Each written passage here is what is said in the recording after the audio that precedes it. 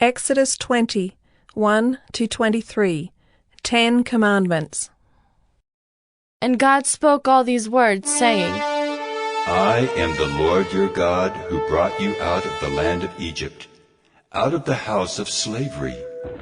You shall have no other gods before me.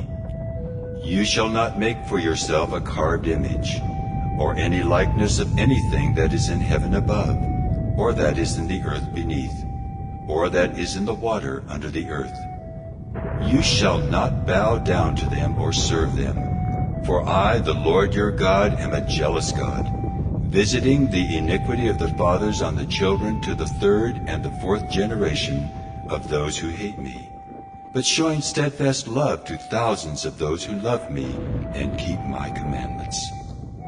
You shall not take the name of the Lord your God in vain, for the Lord will not hold him guiltless who takes his name in vain. Remember the Sabbath day to keep it holy. 6 days you shall labor and do all your work, but the seventh day is a Sabbath to the Lord your God.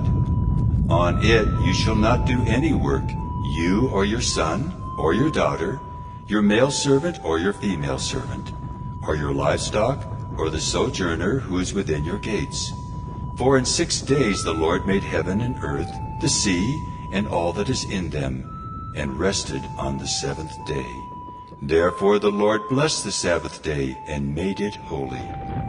Honor your father and your mother, that your days may be long in the land that the Lord your God is giving you. You shall not murder. You shall not commit adultery.